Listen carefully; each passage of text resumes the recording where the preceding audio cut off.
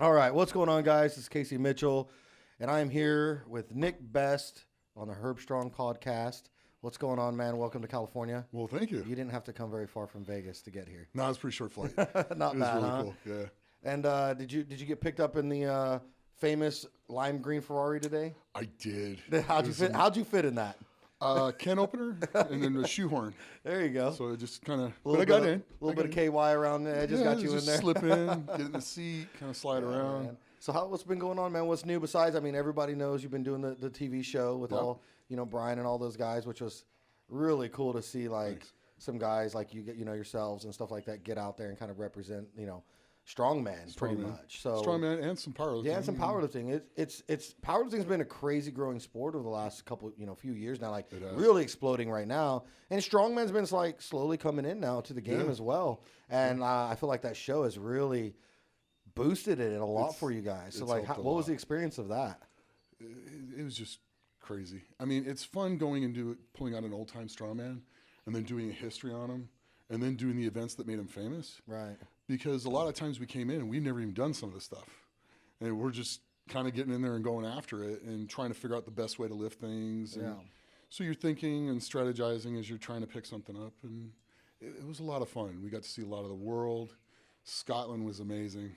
I mean, the Denny Stones. And it was so cool being on Braemar.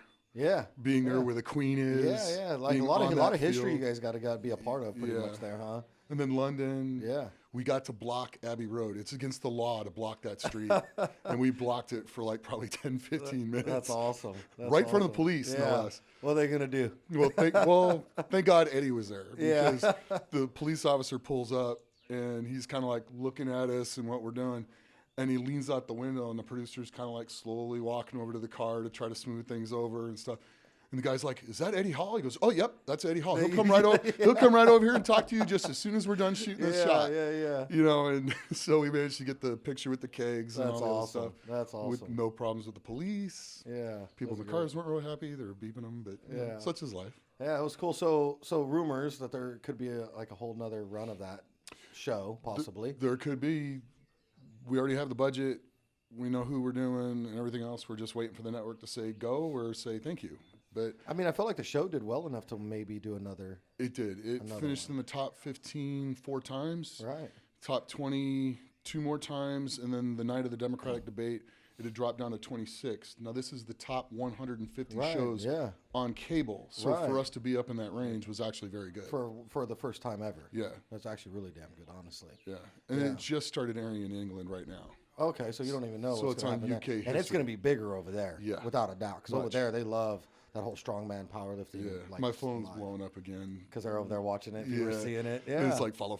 Yeah, because because the criteria you're building is over there now. That's really fucking cool. I mean, it was such a cool show to watch. I mean, thanks. Did you ever think that you would ever in your life be flipping a New York City taxi cab in New York City? Nope. Not in the middle of Times Square. No. It was pretty cool, man, to watch you guys flip that car and pretty much be standing all over it and stuff. Like a big crowd formed around you guys. Yeah, it was surreal. Yeah. I mean, I went down there about 5 o'clock in the morning. Right. I woke up early that day. We were all supposed to eat at about 7.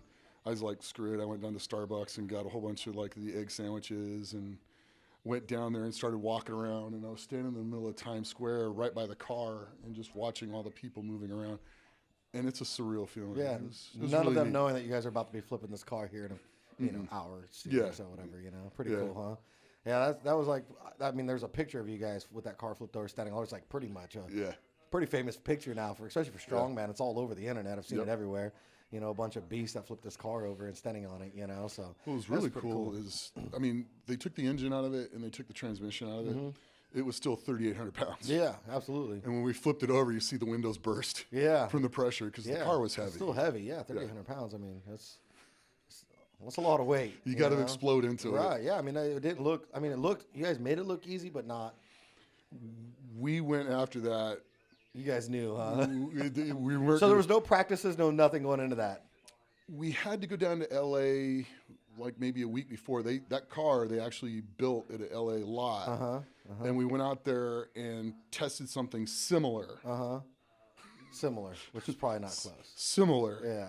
And we basically kind of picked it up halfway a couple times, And then we went after it, realizing the car was going to be heavier because they were putting more stuff into the car. Right. Yeah. So we all knew the car was going to be probably 500-600 pounds more than what we messed with, and knew we were going to explode into this thing with everything that we had because we were not going to get it. You're right. I'm sure a lot of adrenaline was pumping and everything like that with you guys out there. Yeah, it was actually kind of, it really had mine going. And I'm sure the other guys too, but there was it was going or we were going to get crushed, one of the two. Yeah, absolutely. So, I mean, I think it was like huge for Strongman. You know, like me and you were discussing, like powerlifting is making such a big staple into the fitness industry right now. I mean, really taking over. I mean, if you travel to... Well, everybody can do it too. I'm glad, and we're going to talk about that because that is something that I have been fucking saying. Every single person can do it. Yeah, you know, and... Because you pick your own weights. Absolutely. And, you know, if you go to, like, you know, I was telling you about Pro Raw in Australia, last year, Pro Raw got put onto the main stage and bodybuilding got put onto the side stage last year, from my understanding. So, I mean... It's big out there, you know. Like I've competed at Pro Raw before out there, and it's crazy. The crowd that gets pulled Australia's there. just fun to go to anyway. Crazy, Fun to compete at. And just to see it blowing up, and then now you got shows out there with strongman powerlifting, and especially for strongman, because strongman's been kind of like really low key for a while. You know, it's like it's not as big as like bodybuilding. Neither was powerlifting, but powerlifting kind of exploded. Yep. And strongman's just been kind of like slowly, but then all of a sudden you have this show. Go on. People are now getting to experience like what Strongman is about, and you guys made it look fucking cool, you know. Thanks. And then, then you got guys like Larry Wills. Like Larry Wills gets talked about a lot on this show because he's just always doing shit, going and competing. You know, Strongman. I mean, but you have guys like Eddie Hall, Brian Shaw, that legends that are still they are legends, and then they're still competing. Yeah, except for Eddie. Eddie's retired, but you know what I mean. You know, and it's just crazy. He's gonna man. Come back and try to get in a bench press war with Julius. So that's going to be fun to watch. It's going to be wild. I'm going to tell you this. If Eddie sets his sights on doing it, scary. Don't doubt him. Yeah, scary. Yeah. I would never doubt he will not get that record. Well, he's such a fucking strong presser, period. Like there's not a lot of dudes like, throwing around dumbbells, overhead press like he does. So so I met Eddie Hall last year. Inclines with 110 kilos or people, 100 kilos, or people, Yeah. But he's got a freaky press.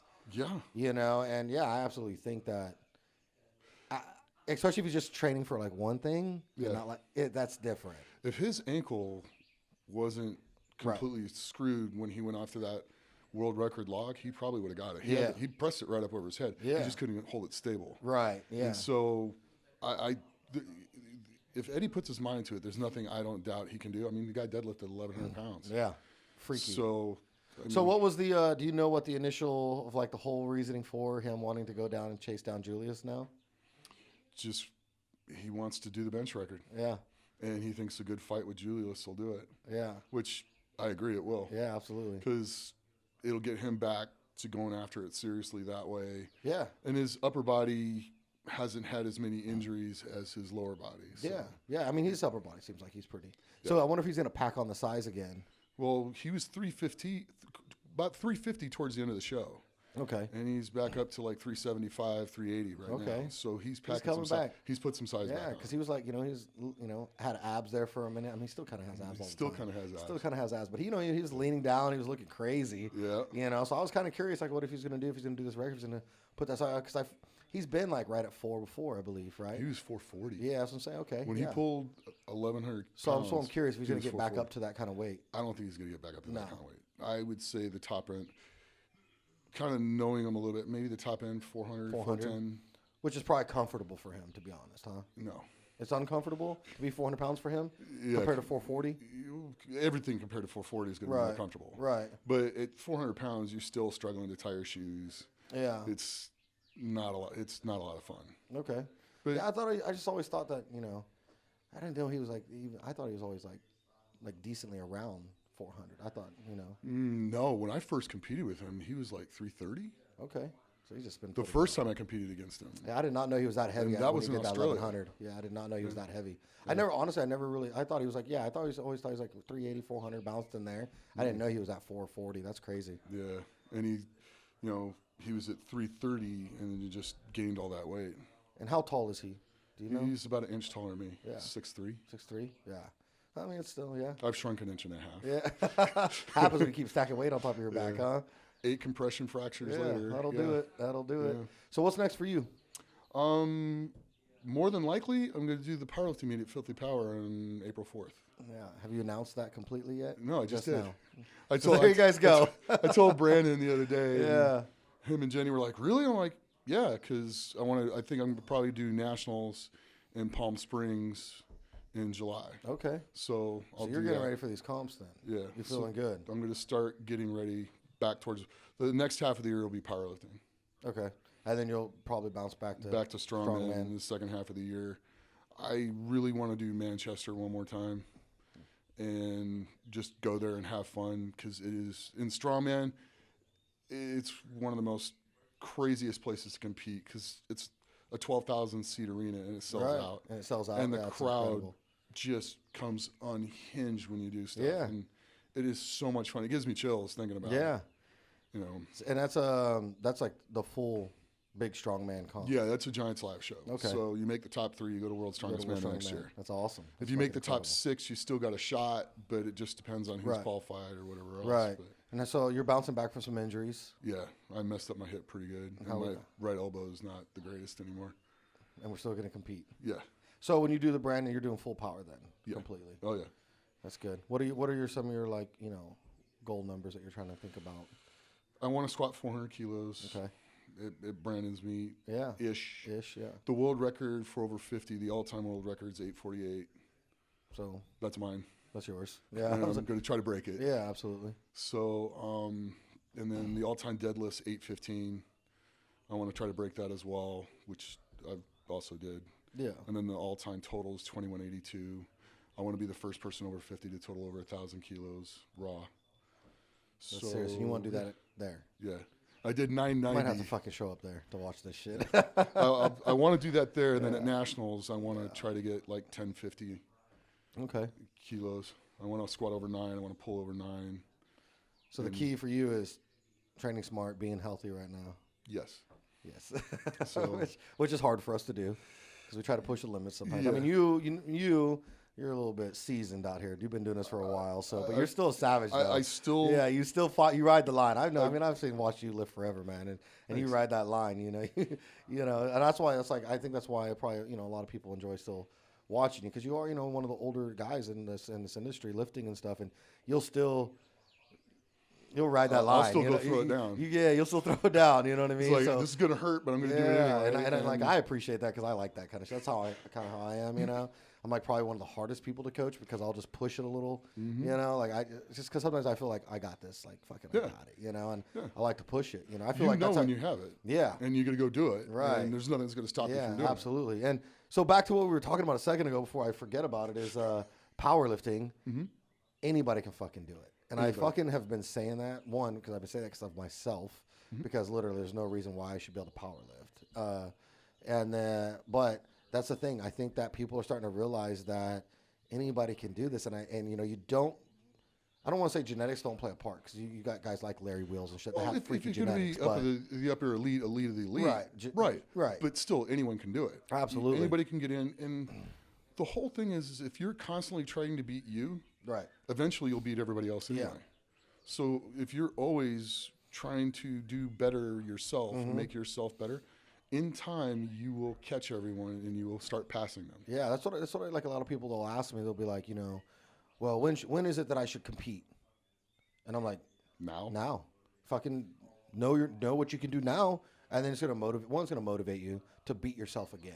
Because a lot of people will happen is they'll get like intimidated, like, well, I can't lift what this person lifts, and they're picking people like, for example, like Pitbull Torres, 180 something pound fucking freak. You're not gonna show up and hit numbers like the guy's been doing it for 7, 8, 9, 10 years, however long he's been doing it now. Right. He's put the time in, and that's what it comes down with powerlifting and strength training. Is like it takes time, to get there, and you got to put the time in if you want to be one of the top elite guys. Right. But like a lot of people will sit there and compare themselves to those kind of people. But you can't. You can't. But the funny thing is you still compete anyway. I mean, the first year that I won nationals in the ADFPA, going back a long way, in 1996, Bull Stewart was going to be in my class. Yeah. Yeah. You know, and everybody's just kind of like, and we had almost 30 guys in our class. And I was just like, well, doesn't matter. I'm just going to go do what I can do. Turns out he's warming up the back room. He'd hurt his hamstring like 3 weeks before. Starts warming up, had shut it down. Yeah, that's it. Left it wide open. Right. My very first comp I ever did, a guy named T-Pool was in there. I don't know if you know him. That's what I was competing against. And this fucking guy was strong as fuck. You know what I mean? Yeah. I mean, you know, you just can't go in there with that mentality of like, you know, oh, I'm competing against, I'm going to lose against him. I mean, the only person you lose against is your fucking self. You know what I mean? And I sit there and I, you know, I get up on this podium with T-Pool and I just looked at him and I said, I'm coming for you fucking one day. You know what I mean? Like, I'm going to beat your ass one day, you know? And I mean, the chances of that are very slim because he's very, very strong cat. You know, he just fucking laughs about it, you know? But the one thing I can say with, like, I've noticed with powerlifting, which is something that has made me love the sport so much, is like the camaraderie in powerlifting, strongman, stuff like that. I mean, we talk about Eddie. Eddie was like probably one of the biggest dick faces competing against ever, but like would sit there also and fucking cheer you fucking on and get you hyped up and push you to like push the limits, you know? And so like, I just think it's a little bit different compared to bodybuilding in that sense. You know, they're a little bit different over there in that world of bodybuilding, you know? Yeah, they're a little different, you know? Kind of more teenage girlish. Yeah, they get a little bit upset with each other and stuff like that. Yeah. But the powerlifting scene, I mean, I've watched guys cheer another guy on that's about to break his record. Yeah. You know, and I fucking love that. I mean, it's just like we were talking about, you know, Eddie and Julia. I mean, Eddie's doing it because he thinks he can beat it. And not just that, it'll push Julius to train harder and beat it. And it's going to be a back and forth type of thing. And that's what I fucking love about it, man. Well, Lillybridge Sr. was right there at the U.S. Open when I squatted 870. Yeah. Further pushing that record out. And it was his record, is the one I broke. Yeah. And he was fucking probably cheering me on like crazy. On. It was amazing. It's cool shit. I mean, he's really a fucking legend. You know? Second guy to give me a high five right after I got done with the squat. Yeah. So. And that's what I've always told everybody I like about it. And, you know, even like, you know, the beginners, like if you're a beginner and you're going into a powerlifting gym or you're going to your first powerlifting comp, you still get a ton of support, you know, and you'll get a lot of help. Like you can almost reach out to anybody and be like, hey, can you like help me with something or something like that?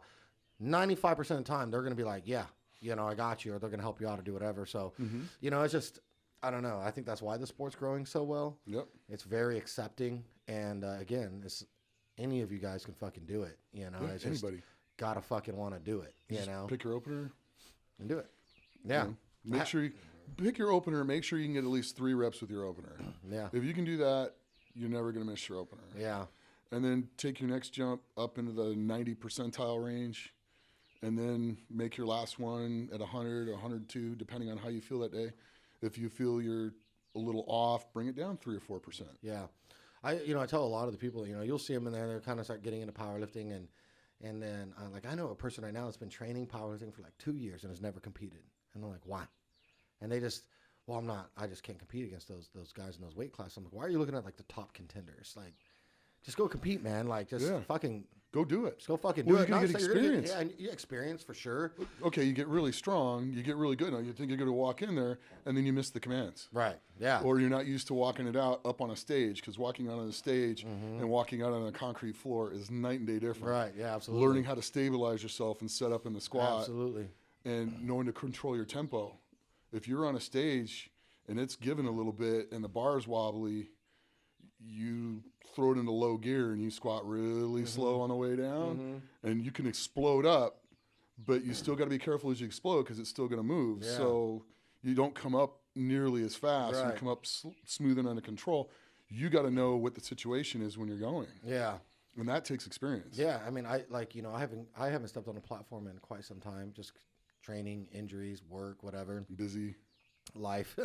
And, like me, I have a couple comps lined up, but at the same time, I have like in my head where I'm not going to announce it. I'm going to show up and fucking be there. But, where I know there's a comp that I plan on doing that I'm just going to go and hit my openers just so I can get that platform time because I have not been on there in about a year and a half, I believe, is my last comp. So, I know because I don't want to go to the big comp and fuck up. Yeah. Even though you've done it. You got to knock the rust off. Got to knock the rust off. And then so, I've told myself, okay, you got to go in here. You got to do a little something, And so, this thing is that platform experience is completely different than, that gym vibe or gym lifts or. And also getting used to when to wrap your knees. Yeah.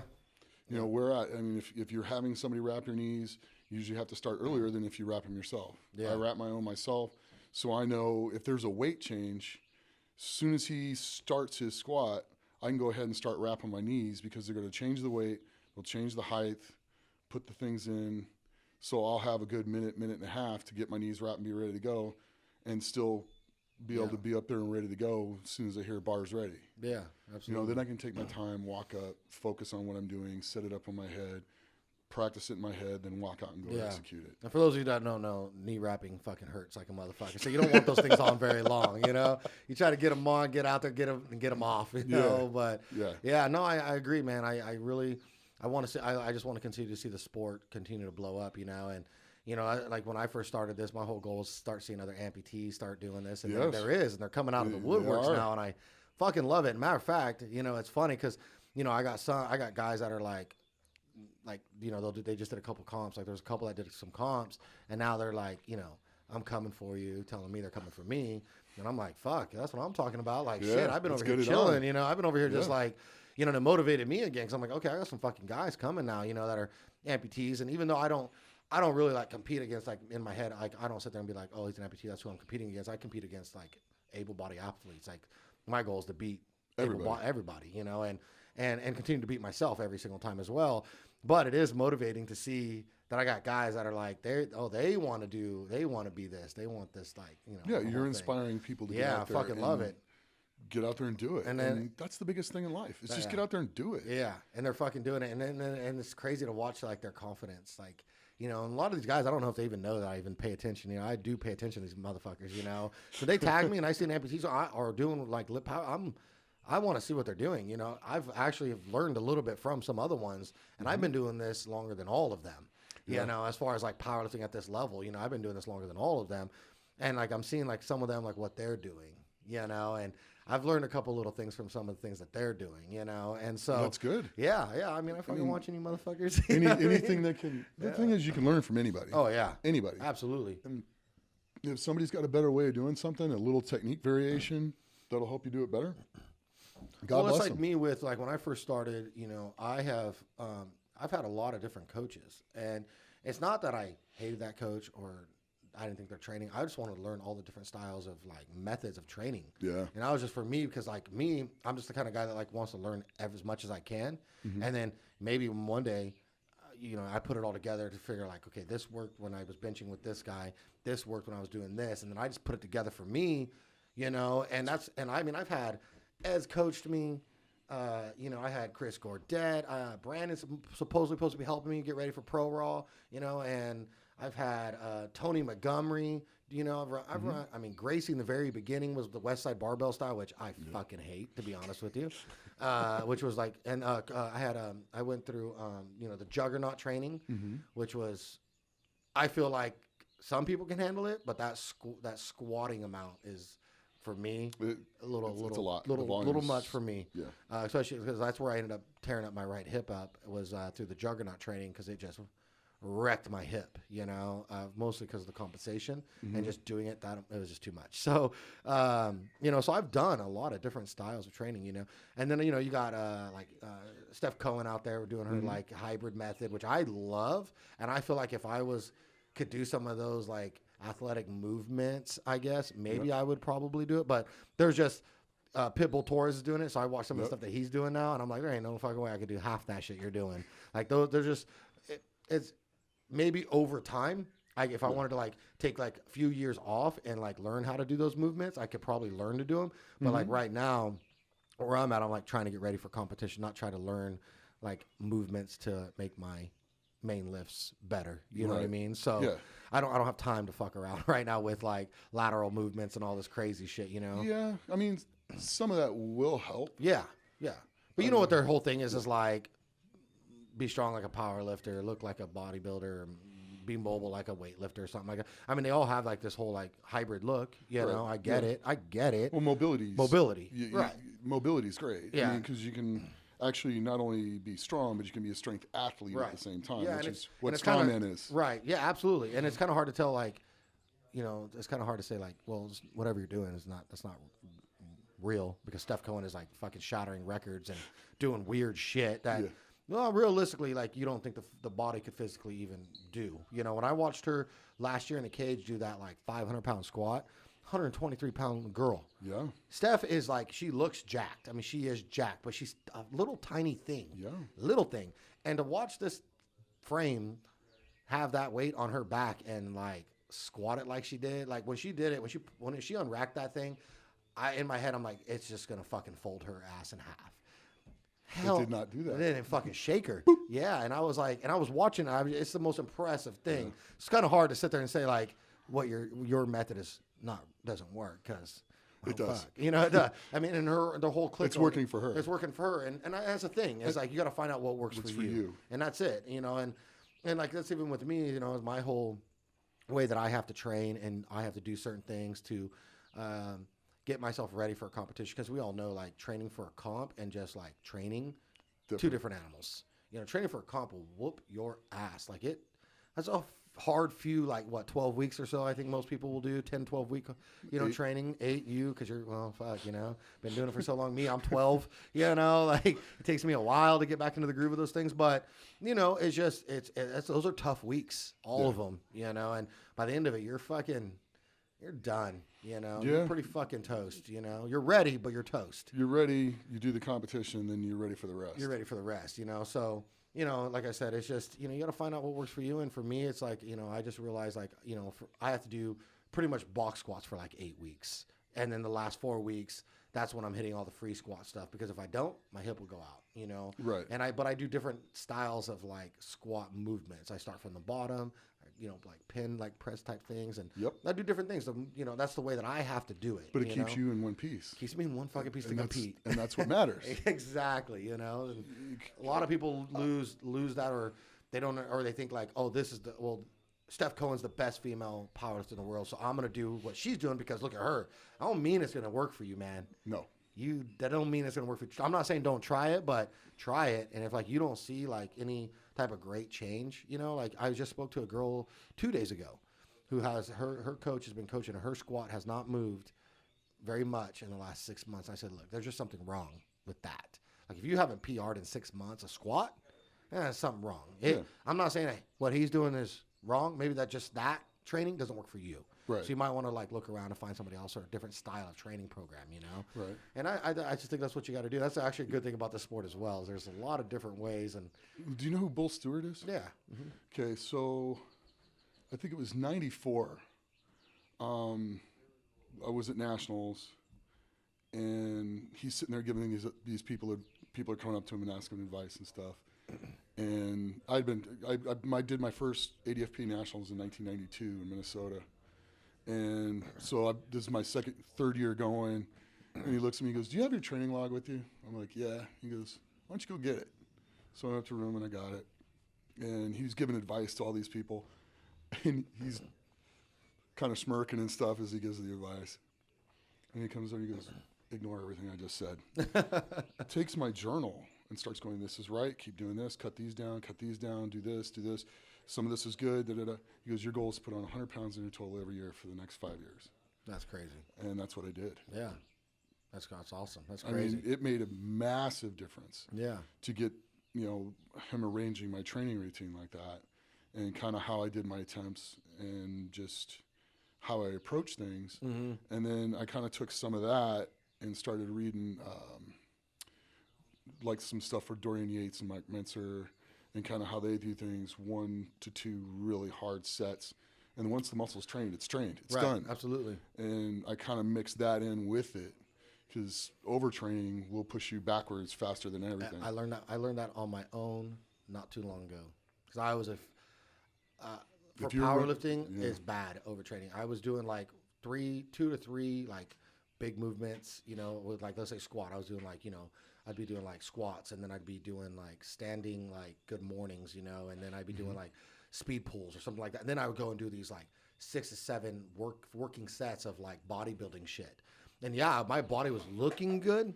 Like I was looking. But it was going to break down. It was fucking, I wasn't getting stronger. Now, right? Like right this second, I'm probably training about 4 times a week and my accessories are cut back just a little bit. I'm doing like 3 or 4 accessory things, more of like 3, like kind of like what you said, 1 to 2, but I'm doing 3 like heavy, hard, lower rep style of like accessories. Like for example, bench press. My bench press day, I'll do like 3 sets of really heavy overhead presses, dumbbell overhead presses, you know, and I'll warm up to those 3 heavy sets, and then those 3 heavy sets, and they'll you know, the first set's probably, you know, 8 to 10 reps, but then it drops. Like my last one's like maybe 5 reps, you know, and I've just noticed that that heavy volume, but 3 set is what's getting me stronger right now. Like I've just, like you said, I've cut some stuff out, and I'm realizing that I'm able to like become stronger over all this. You know, I was overtraining a little bit in the sense of like, to get stronger. And overtraining, I mean, it'll cause injury. Yeah. I mean, if you go home and you go to sleep at night and you're sweating at night, and you do that more than one night in a row after a training session, you're overtrained. Yeah. I mean, you're going to run a temperature. When you go after it hard, you're going to run a temperature. But if you're running a temperature more than 2 days in a row, you went too hard, and your body's fighting too hard to put itself back together. Yeah. And you still need another 2 days after that for your body to finish healing. Yeah, it's crazy. So to train more than that in there, you're going to be counterproductive because your body's still trying to put itself back together from that one workout. Right. And that's the body. That's not even talking the central nervous system. No. You know what I mean? And well, and then there's things you need to do to train your central nervous system. Right, absolutely. Yeah, absolutely. I mean, and people really ignore that. I mean, some of these partial movements, they might not work as far as making you a lot stronger, but they will help certain parts of your lift. Yeah, absolutely.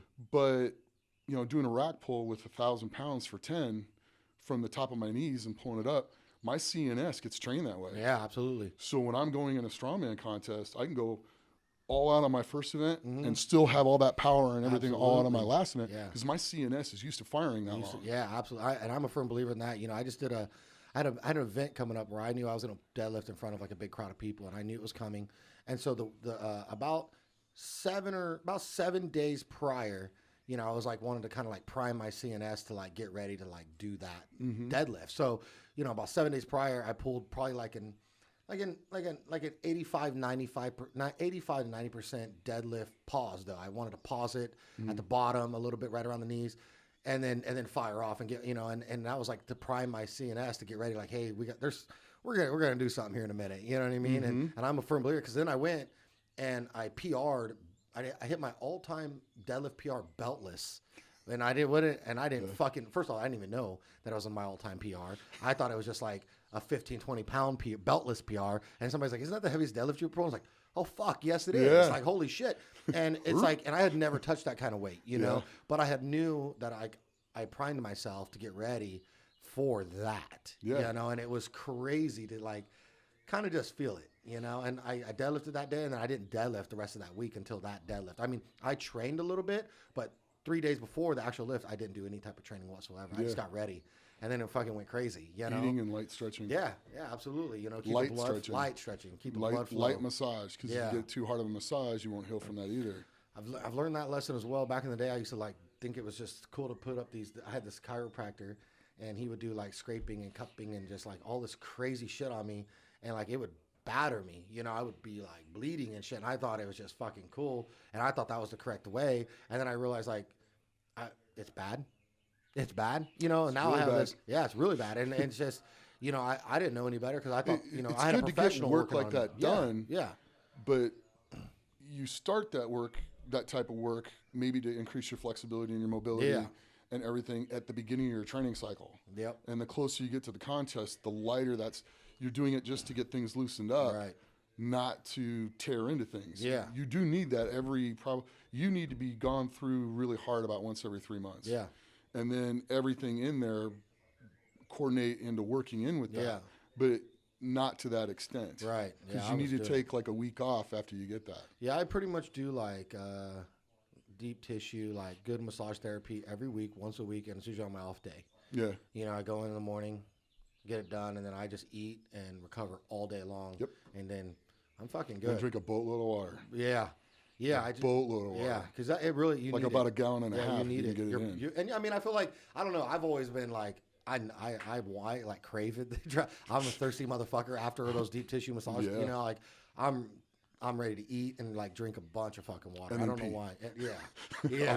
A lot. Yeah. I mean, I love it. It's like, you know, and I just like I've noticed that, you know, my body's holding up a little bit better. The chances of injury are a lot more slimmer, you know? So, and you know, a lot of people, I used to like not be like big guy on like rolling out and shit like that. Fucking, hey, let me tell you what, rolling out fucking hurts, man. So don't think that's some pussy shit, because that shit sucks, dude. You know what I mean? Like rolling your fucking hammies out or in quads and shit, that shit fucking sucks, you know? And you got to man the fuck up sometimes to get it done, you know what I mean? It's not like looking like some pretty little, you know, it shit's vicious, man. You know what I mean? You know, I used to see guys roll, I'm like, oh God, what the fuck's this guy doing? And then you go over to do it like, okay. You know, no, it's that. It helps the mobility out and the range of motion, and, you know, to where the muscles have a little bit of stretch to them, you know? Yeah, and you need that. And it's not about who can outwork who anymore, because all the top competitors work hard. Right. You know, it's about who heals the most. Yeah, absolutely. And who gets that training cycle of days of rest in between training body parts correct the most. Right. Yeah. And if you can read your body while you're training and know how many days it's going to take to heal before you can train again, that's where you're going to make the biggest gains. Right. And on that, you know, as one, like out of all the things that I ever took from when I trained with Ed Cohen, you know, the one, you know, I remember sitting down to him and I was like on this training program, and he was like, it was like 3 weeks on, 1 week off. And I was like telling him, he's like, that don't make no sense. He goes, it doesn't make sense to me. He goes, you take like, if I can go 2 straight weeks training, I'm gonna go 2 straight weeks training. And if it only takes me 2 days to recover and I feel like I'm recovered, then I'm going to recover for 2 days. If it takes me a week, I know, like, read your body. There's no way that somebody could say, like, your recovery may be a lot better than mine. It may take you a week to recover. It may take me longer. Yeah. You know, or you a couple days, me a week. I don't know, you know, so. Or me a week and you a couple days. Cause I'm younger. you're a lot younger. But you know what I mean? So it's like, you know, like, for example, like Larry Wills, he gets injured. He bounces back so fucking quick. Well, he's 23 years old or whatever. You know what I mean? Yeah. A guy, some of those injuries he's taken, it would take a lot of older guys like yourself a long time, a lot longer time. Unless you're Dan Green, he's like a Wolverine. He can be old and recover fast somehow. But you know what I mean? But that's like, that was one thing that I always remember just Ed telling me, like if you feel it, when you're lifting, if there's a lift that feels like it's gotten heavy and it shouldn't be heavy, that means your body's saying, hey, we need to deload, man, take a break. Stop. And that's what I've been doing, and it's worked. You know? Because there's been times I've gone in deloads and I'm like, I don't even need a deload right now. Like I'm still I'm on one right now. Like the body's going, and there's a lot of things that complain that. Sleep, food, like, you know, if you're taking gear, because that speeds up recovery compared to a natural athlete. Yeah, I mean, there's a lot of, so how can you sit there and tell me 3 weeks on, 1 week off, I'm a natural athlete, but then you got this other athlete that's on, you know, stuff, you know, and he may recover a lot faster. He's going to recover from it. And that's drugs. legit science. You know what I mean? They're healing drugs. Yeah, absolutely. That's exactly what they are. And that's what it is in a nutshell. And so they're going to heal faster. Right. As a natural athlete, that rest period is getting that right. That is your key. That is your key. Right. 100%. Yeah. If you get that right and you're getting your sleep, you know, you're getting 7 to 8 hours of sleep every day, you're getting the right amount of rest, you're getting the right amount of food, you're on a 3 to 4 hour eating cycle to where you get the nutrition coming in. Yeah. And you naturally take sugar at certain spots to drive your insulin, so it drives stuff into your cells. And you do that, you're going to be way more successful. Right. As a drug-free lifter. Yeah, absolutely. And that's the thing is, like, you know, when I see people getting coached and it's just like, they're like, and you see their whole workout thing, it's like, this week you're getting a deload. How the fuck do you know you're going to need a deload week in 5 weeks? That doesn't make any fucking sense to me. You know how your body feels. Right. And that's the thing, like, with like all that, you know, make sure, like, I've talked about this many times with people, like, I don't really coach people, you know, at all, but, you know, make sure you're getting somebody that's really trying to get you to your full potential, that like watches your fucking videos and sees, like, you know, let's say, for example, you know, sees you pull 545 fast as fuck, and then a month later it's moving like pond water, that he should be like, hey, we're going in deload week right now, or deload days, or whatever. And if you find that coach, I mean, the over time, that coach is going to know, like, oh, you only need 3 days to recover instead of a week, or you know this. And then you're going to start hitting like full potential of like what you could that you can end up doing. You know what I mean? And that's why I like, a lot of people do need that guidance and that coaching, but like for me, I love this thing so much that I can go in the gym and push myself, and I have the discipline to be like, all right, today's the day that I'm going to do like 4 reps of this, you know, but if I go in there and those 4 reps move very easy, I'm like, oh, that doesn't, to me, that didn't really count then. I need to like, obviously I'm really strong today, so I need to like go put some more weight on the bar and fucking do another set. Yep. You know what I mean? I have that discipline. Some people don't. Right. You know? This week, or last week, when I squatted for the first time, I went in 14 weeks. I came up pretty easy with 725, and I was really happy with that. And both my training partners look at me and go, you could go up like 775. I'm like, no, we'll do that in 2 weeks. Yeah. You know, we'll do that in 2 weeks. I'm going to take my time getting back into it. Right. You know, if that goes good, 2 weeks from there, I'll probably go up 825-ish, see how that feels. If that comes up, then at that point, I'll probably come back down and then start planning out what I'm going to do in April. Right. Right. I mean, because the end goal is to be on the platform. Yeah. Not. Yeah. You know, that's the whole thing that I. It doesn't matter if you hit the numbers right. in your gym or wherever else, because it doesn't count. It doesn't count. Yeah. And YouTube yeah. and Instagram yeah. still don't count. Still don't count. Yeah. You go to a competition, numbers don't count until it's an official competition, and you have judges and everything else, and even sometimes those you're like, how did that get passed? Right. But, yeah, I see that a lot. Yeah.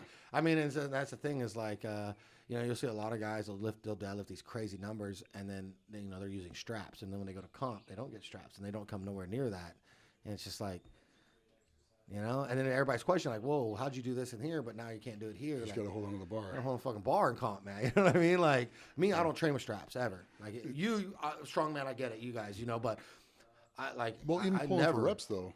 Reps, I mean, yeah, absolutely. Pulling for reps, yeah, absolutely.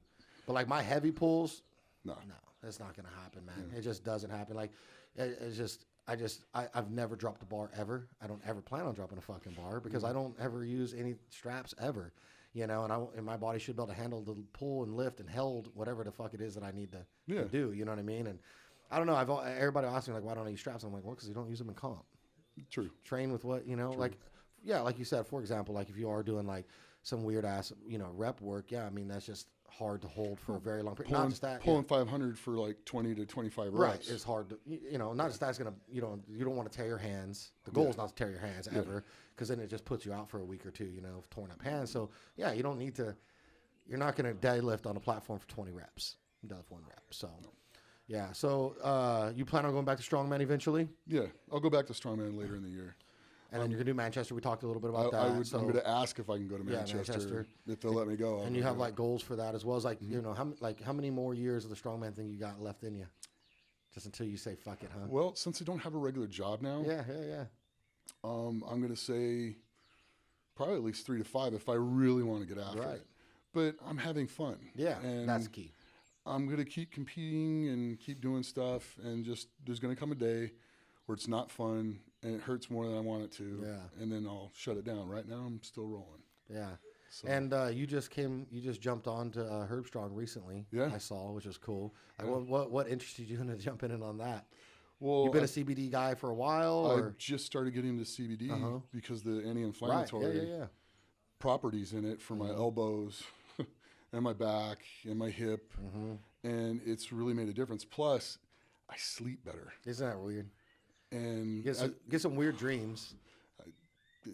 I can deal with the weird dreams. Yeah, but I mean, it's just because you're into it. When you get those dreams, you're in REM cycle. Sleep. You're sleeping good. I tell this. I put it on my daughter's life, man. That I can't tell you the last time it was. I had like real vivid dreams. I can't tell you the last time it was, but every time I do the drops and I go to sleep, I'm fucking out, man, and I'm dreaming, and it's every single time. The good thing is though is if I need to wake up, I can still wake up. Yeah, and you're good. But I mean, I'm out and it's a good deep sleep, and I feel so much better when I wake up in the morning. And for me, that's a big deal because I don't sleep very well. Plus, I have sleep apnea, so I have a CPAP machine, and it doesn't make sleep a lot of fun sometimes. Yeah, I have a 9-year-old. That's a nightmare. Yeah. You know, who has to sleep with dad all the time. You know what I mean? So, and she's a fucking Tasmanian devil when she's kicking sleeping. You all night long. Oh my God, man. So, I get it. And and like you said, I don't know if you've ever. I try to tell people about it because I've been friends with Sawyer for some time now, and he kind of like told me, but I use the droplets, the actual drops, oil drops on the body part. Really? He's been holding out on me. He'll tell you what he does. What it does, it's more potent. Okay. So those little drops you put in your mouth, put them straight onto that skin instead of the cream. Intense. Ooh. So much better. It's a little bit more concentrated. Yeah. Gets in there. It'll still like sometimes I'll just put it on like my elbows or something like that, and then or my knee a lot lately, and then I'll just do a couple drops and then my mouth and I go to sleep. Yeah. But like I'll literally just get the droplets and then I'll just rub it around, kind of like if you have like baby oil. Yeah. Just rub it around on the body part and man. So I've been doing that with my dad. My dad had severe neck surgery, and he was a correctional officer, so he can't. There's not a lot he can do. No. You know, so I wanted to give him, I told him about CBD, and at first he was like real nervous about it with like, you know, drug tests and stuff. I was like, you're fine, you know? And so I wanted him to really try it. And he calls me when he's getting like, when he's halfway through a ball, he's like, hey, I don't want to run out. You know, it's really has like saved his ass, and he's not a placebo guy. No. He'd be like, it doesn't fucking work, you know? And me with my whole, you know, I've been like anti-drugs, like pills and stuff for a long time because I had my, you know, whole episode when I was, you know, after the military with my injury stuff, I was addicted to narcotics and things like that, you know, so like severe addicted to them. And I was on narcotics for like 4 years straight. 1 year I was like fully addicted. Like I didn't have to be on them, but the hospital loves to give them to me. Sure. It's like hard to tell me like, you're not in pain. If I come in there and say I'm in pain, you can't tell me no. You know what I mean? Like, you know, so, you know, when you're sitting there and I mean, there was a point where I was, you know, popping Oxy SRs, Oxy IRs, which a lot of people don't even know they're out there. They're instant release Oxycontins, Percocets, sleeping pills. I mean, I was doing them all, and at the same time, and drinking and smoking, and I was a fucking mess, you know. And so when I got through that, and then I got into fitness, and then I eventually found powerlifting, and then my body was aching and stuff all the time, you know, I would still not take. I won't even take ibuprofen to this day. I just have a thing with like, you know, if you like. Wow. Come off of something, you know, like people that like quit smoking, they can't stand it makes you sick. Yeah. I've taken ibuprofen, like just the whole point of me doing it, like I get nauseous. Like like even thinking about it makes me nauseous. So like I really will like detour myself from taking any type of pain medication whatsoever. It's also hard on your kidneys. Yeah, absolutely. And so then I have the DM still. I still have the DM when he started this company. Herbstrong was hitting me up, and I was like, no, like I'm not fucking. That's stupid. You know, like, see, what the fuck? This is a couple years ago. And then they hit me up again a year later, and I was like, no, like, I'm not interested. It's a fad. I'm good. Sure. And then Sawyer contacted me. He's like, you know, a real funny thing. He's just like, was really curious on like why. And his whole thing was to like help people not have to take drugs. And for me, he just like, do you understand? Like, if you did this and it works, and you know, and you really truly feel like it works, like how many guys, like veterans and stuff that are on these pills are going to be able to help.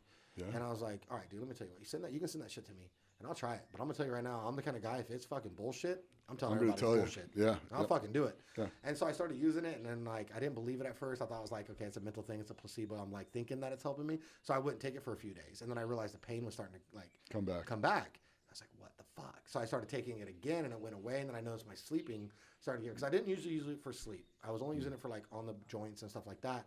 And then when I started using the droplets, I realized how much better I slept. And then I realized I didn't wake up groggy, because I hate taking things where I wake up tired. Right. You know? And then I was like, okay. So I just called him. And I said, I need to have a conversation. And I said, holy shit, dude. Like, fuck. And I was mad at myself for the last couple of years. I've been not doing it. I'm not sitting here saying like it cures. No. But fuck, it subsides in quite a fucking bit, man. It does. And I feel like the more consistent I use it, the better it gets. Mm-hmm. You know, and it's just, it's crazy. And for those of you that think it's a fad, you know, what it is the government don't want it out. And I fucking get it. Because the drug companies don't want it out. There's a lot of money in those drugs. Well, fuck, drug companies, why don't you just go and invest in some dope-ass CBD and make some synthetic, nasty shit? You know what I mean? Like, people will buy it. Yeah. I mean, the CBD, it's not really crazy cheap to buy. I mean, it costs you, but it lasts a long time. It does. You know, but, man, the amount of things that it could help without having to take the amount of medicines and then what that does to your body. And not just that, the whole addiction thing. Yep. You know, because narcotics, prescription drug narcotics in this country is fucking crazy. And my wife's an ER nurse. She comes home and deals with people coming on OD and having binges and constantly. Yeah, it's crazy, you know. And nuts. And it's just like, you know, so I just... Hitting people with Narcan. Yeah. Oh, yeah. You know, and... You know, the people are mad when they do that. Yeah.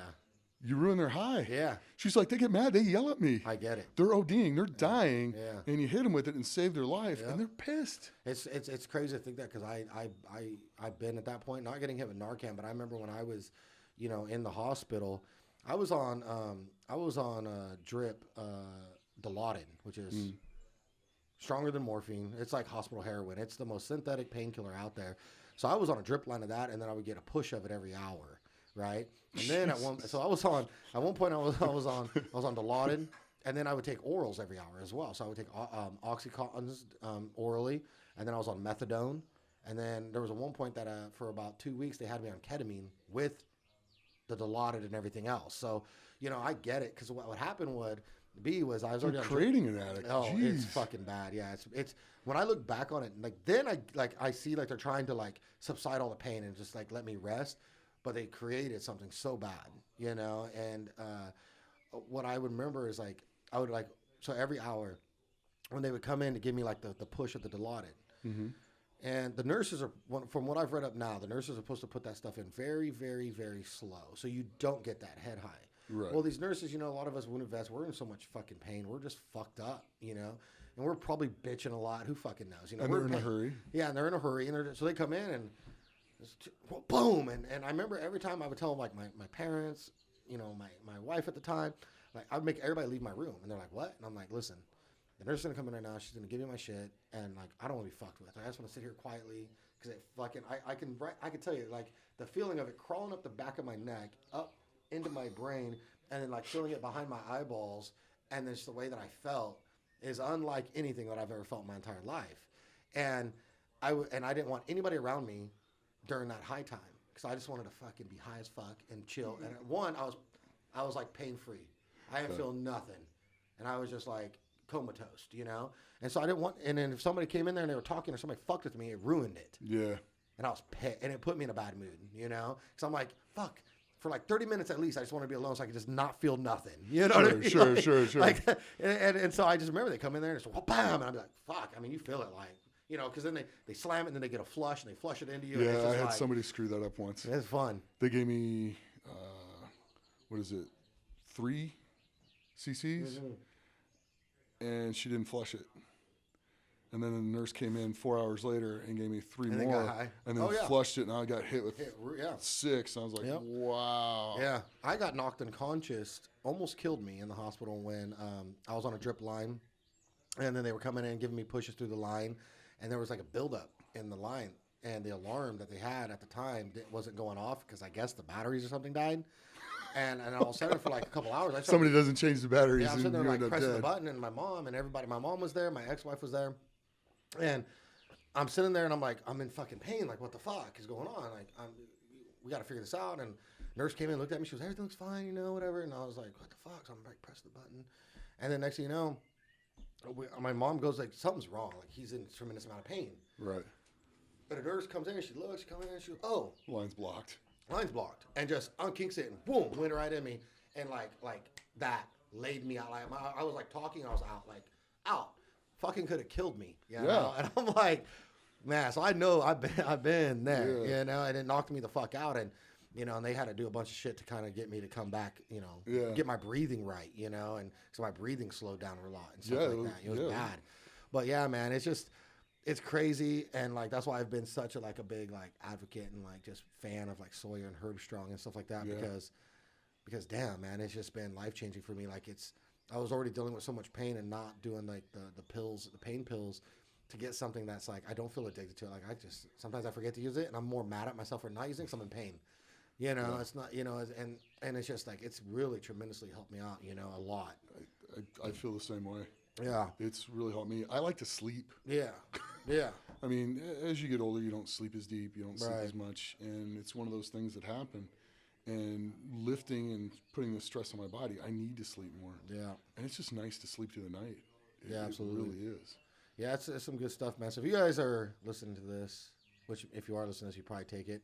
But, tell your friends and family about it. Tell your, if you know somebody that is in pain or something like that, hey, fucking, you guys got the shit. Give them some of it. Let them try it, man. I mean, let them give it a try. And the thing is, the only way to defeat the government and these corporate guys with these these narcotic guys, you know, is to get everybody on this shit, you know, and really just stop buying or stop going to the hospital to get it. And that's the thing, you don't have to go to the fucking hospital to get it. You can www.herbstrong.com and get this shit, you know, and delivers on your fucking doorstep. You know, you don't got to go to the doctor emergency room. Like the next day. Yeah, you don't have to fuck around with it. You know, you can get some real shit that will help you out without all the bullshit, you know, and no insurance. You don't got insurance, that's okay. You can just buy it. You know what I mean? It's like, it's incredible, man. And like I said, I understand why the government's so against it. And the thing is, like I said, I'm good friends with Sawyer, so we talk about a lot of things, and people don't realize how the struggles that Sawyer and Herbstrong have to go through to like keep this company going. How many loopholes that he has to find to do things because the government tries to shut it down in every fucking different angle, because it's taken away from their money. Oh yeah. And I'm a government fan. Don't get me wrong, because I served in the military and everything, but there's still some fucked up shit that they do, which is like that. Because they, in their head, they think that they have to because of, like, you know, economic bullshit. Well, guess what?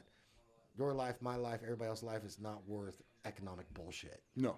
You know what I mean? It's not just even not. A little bit. Not even a little bit. So the economy's going to be just fine. It has been just fine for fucking centuries now. Yeah, now, and it's not going to collapse. It's not going to collapse. It's gonna balance itself out no matter what. So, you know, I just really want to see this change. You know, like, you know, I think that CBD, I think like the whole marijuana thing coming through, I think it's all great stuff. You know, I really think it's agree with great stuff, man. And you know, drugs, I'm not with. But I'm telling you right now, fucking those goddamn Oxycontins, Percocets, and all that, that is right on the line of methamphetamines to me. I mean, it really is the same thing. The guys that are doing, I mean, it fucks you up just as bad. It's more synthetic, you know, and it's just crazy. So you guys, you know, keep pushing the CBD movement, man. Yeah. The marijuana movement, keep pushing it. It's great stuff. Athletes are using it. Yep. You know, and elderly people are using it. And could you imagine what would happen if, like, the NFL? Yeah. Actually would let them do this? Which is so fucking crazy that they don't. Well, think about it though, and I'm sure nobody in the NFL or none of the players realize this. Toradol is a blood thinner. I mean, it allows you to. I've been on Toradol. Yeah, it allows you to, you know, keep your cognitive abilities. Yeah. But run around for the most part pain-free for 4 hours. But you're giving players a blood thinning agent and putting a football helmet on them, go get in the head. Yeah. How much more brain damage do you think that causes? Right. Yeah. I mean, way more. I mean, it exponentially adds to brain bleeds. And they're administering this, and the doctors do a thing to cause no harm. How do you keep practicing medicine when you're doing that? Right. I don't. The CBD isn't a blood thinner. Yeah. You could give that to them, and it'll relieve a lot of the pain. Yeah. It will help with their joints. It'll help with their sleep. So when they're traveling and they're 3 hours out of their time zone, and it's, you know, 10 o'clock at night there and 2 o'clock in the morning where they're at now, or now they're flying over to England or down to Mexico, where you still have the time changes. Right. It's going to allow them to go to sleep. Yeah. It's a weird way, the way it puts you to sleep, too. It almost just like, it doesn't like knock you out like NyQuil or anything. It's just like, it like just settles you down. It just relaxes you. And you feel it. Like I feel about 20 minutes. Yep. Like I'll take it, and like all of a sudden I'm like, oh shit. Okay. Yeah, it's kind of like I'll take it, I'll lay down, I'll almost start to meditate. Yeah. You know, I'll focus on my breathing, letting things come in, hearing the sounds, letting them go, and just kind of sitting there and bringing my body into a relaxed state, and I just drift off. Yeah. And I mean, it makes it so simple to do. Yeah, it's like I said, it's really easy. You're not having to do no crazy shit. Nope. You know what I mean? And and the cool thing is that Sawyer and Herbstrong, they have developed multiple ways of using this stuff. Yeah. Drops. Yep. Vape pens. Yep. And then creams. The capsules. And now the fucking capsules, you know, which a lot of people like. Because, you know, I get it. Some people don't. I mean, the drip thing I think is pretty cool. But some people don't want to travel to oil and all that. And I get that too. You know, and then you got the cream, which, you know, you maybe don't want to travel with that. The cream's pretty awesome. Yeah. But, like, some people don't want to, some people don't want to walk and, like, do the smoking thing. Got it. But then he comes out and drops those capsules, man. Those capsules are fucking cool. Yeah, just pop them. Pop and go. All day, you know. One in the morning, one in the evening. And it's great. And you know, and the thing is, you guys, it's not stuff that is just for pain. It helps with anxiety. Yeah. And a lot of, like, stress. It does. You know, helps a lot with that as well. You know, so like the whole one in the morning, one in the night, I feel like kind of just. I wish to hell I would have found this 5-10 years Yeah, ago. I mean, 'cause as soon as you came, I mean, you've been about it. Like you've been, like ever since you've really been like here, you've been like, I've just seen you just. Well, I just started looking into it about a month before, and then all of a sudden, Sawyer hits me up, and I'm like, absolutely. Yeah, hell yeah. Because I just started, learning about it and starting to use it, and I'm like, yeah, absolutely. Yeah, it's fucking a game changer for sure, for especially me, for it athletes. Yeah, for me as well with the joint pain and the sleep, man. I just don't like sleep. I don't like sleep, so I need a little help going to bed sometimes. You know? I love sleep. Yeah, see, I just don't. Like, I sit there all night and just fucking stay up watching, like, Band of Brothers or some shit. I don't fucking know. Like, killing shit, you know? There's cool stuff to watch. But I know, like, you know, like, especially right now, I'm, like, in that training cycle where sleep is so... You have to sleep. You have to sleep. You need to sleep. Yeah, and I've been doing it, and I feel fucking amazing lately, you know? The thing is, I mean, when you're going to the gym, you're tearing everything apart. Right. And people don't seem to realize that. Yeah. And I don't know why. Yeah. But you're destroying everything when you're lifting. And then when you're at home and you're eating and you're sleeping, that's when you're putting it all back together. Absolutely. And it's every bit, if not more important, and I would say more important. I say more important, yeah, absolutely. Than the training. Yeah, 100%. And if you're not getting this part of it, you're just banging your head against the wall. Right, yeah. I mean, if you can't recover, you know, you can't train. What's that Stan Everything said something like not too long ago, like if you're not getting enough sleep, you're basically stepping over $100 bills, picking up nickels. I think something like that. He said, I'm like, ever since he said that, like that little thing, I'm like, fucking goddamn it, man. Like, yeah, like I already know, but every time I remind myself that, like it just reinforces it for me, because I think it's a fucking smart saying, man. I'm not trying to step over no $100 bills for a fucking nickel, you know. So like, get some sleep, motherfucker, so you can go in there and, you know, get your shit, you know, go tear it up the next day. Yeah, and it's huge, man. So. Yeah, you guys, keep it up with the CBD movement and keep training, get some rest, recover. And I got Nick Best here, man. Where can they find you at? Nick Best Strongman on Instagram, Nick Best on YouTube, and Best Strong. You can find shirts and gear about me and stories and stuff like that. Yeah. And then what channel? What was the channel that you guys were on for this? The History Channel. They were on the History. You guys were on the History Channel. So hopefully, fingers crossed, season 2, you'll get to see him back on the History Channel. If you haven't seen it yet, go check it out. Hulu, YouTube. It's all on demand. It's all over the fucking. It's anywhere if you just look it up. And what was the show called? Strongest Man in History. Strongest Man in History. And you got you, Brian Shaw, Eddie Hall, and Robert Oberst. All fucking great dudes. All different personalities. The show is hilarious, you know. Yeah, it's funny as shit. It's a lot of history of strongman. Yep. It's a lot of everything. And you guys remember, every single one of you guys can do this type of stuff, powerlifting, strongman stuff. And myself, Nick Best, we will be there gladly to help you guys out, motivate you, kick you in the ass if we got to. And I don't care if you're getting old. I'm 51 and I'm still going. So and that's the thing. You got no excuse. Yeah, no excuse, man, at all. And I love that. That's my saying right there is no excuses, just hard work. This is that one-leg monster at the Herbstrong Cast. Thank you guys for being here. Catch you guys soon.